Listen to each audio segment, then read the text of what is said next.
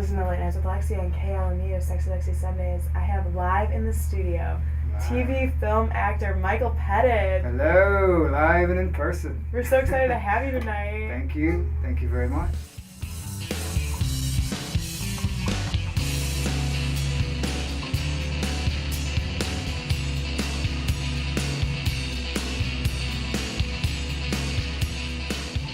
Michael and I actually met at the Beverly Hills Playhouse, a wonderful place. Yes. And so you're a working actor and also giving back teaching at the Beverly Hills Playhouse, which is wonderful. Thank you when so you can, much. when you have time. I know you're busy. Absolutely. Yeah, I teach, there's 3 different levels of classes there, and I teach like level 1 and level 2 quite a bit.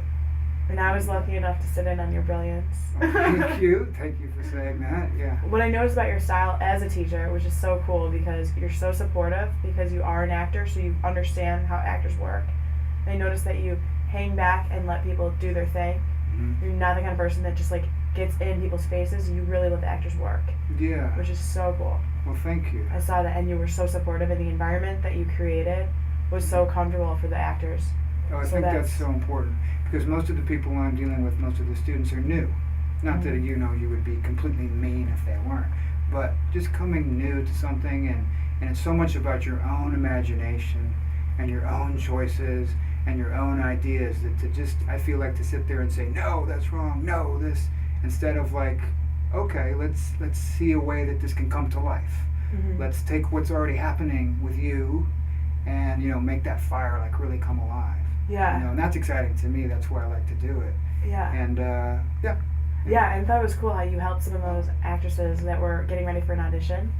Oh, that's right. That was really cool.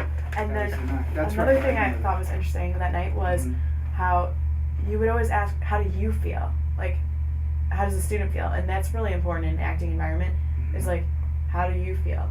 And I noticed one student was kind of like not feeling really good about the scene. And you were like, really? Because I thought that went pretty well. Right. So that was great because you were so supportive. And that's so great to have a supportive teacher when you're new to acting, or even later on in acting. Thank you.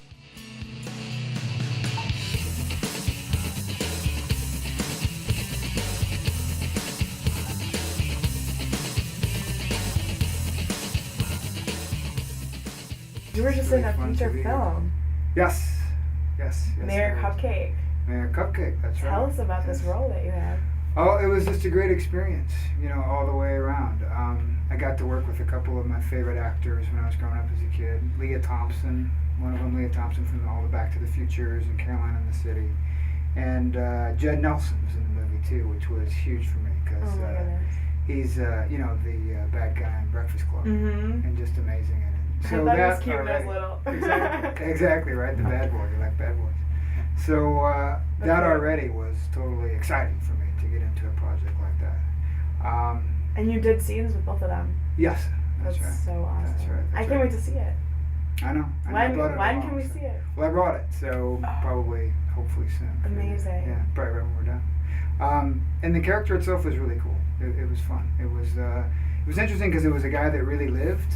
Like the story was a true story, and it's about a woman who becomes mayor kind of accidentally. It's a family film, but she's her kids like put her into the voting ballot box, and she gets like 2 votes, but the regular mayor who wins all the time and who's kind of a jerk, he actually dies, and so she wins with like 4 votes, and she becomes mayor. And then ends up to do a really good job, and it's a family film. But tell me about your character. I want to hear more about that. Yeah, my character is an antique dealer, and he's a bit simple, you could say. It's one way to put not the sharpest tool in the shed, but he has a lot of heart, and he plays Leah's one of her best friends in the thing. And it's a small town movie. It takes place in a small town. Awesome. But the quirky thing about him is he's an antique dealer, but he doesn't sell any of his antiques. He doesn't want to sell any. That's what you were talking about. That's hilarious. Yeah, which is a little rare. Well, business has been down. Now, I asked the other mayor, the dead one, well, before he came up dead, if I could put out a bigger sign, but he said there was restrictions on business signs. Restrictions? Yes, ma'am. 8 square foot's where the tolerance is at. And what size are you looking at? 16. And you think that would help? Yeah, I do. You might help yourself, Quail, if you actually sold people what they wanted to buy. But I actually had it that his father had passed away, and he left me the antique store. And so I didn't want to sell the antiques because it reminded me of him and reminded me of... Wow. So, yeah, that's kind of... So that's the work that you did as an actor. That's right. That wasn't in the Wasn't in the script. script. I or love that. anything. I love hearing that. Yeah.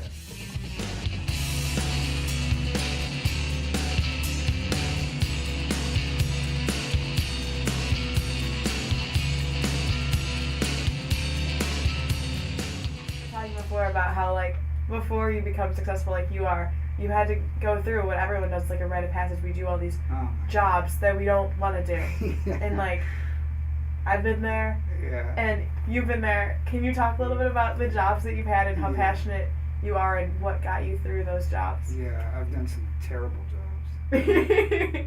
Probably the worst, I don't know, there's a lot of worse ones, but the one that comes to mind is, you know, like at Taco Bell or Burger King or these super fast food restaurants, they have grills, obviously, if you want to call them that, you know, stoves or whatever they cook all the stuff on. And they have these ventilation systems up above them, if you've ever noticed.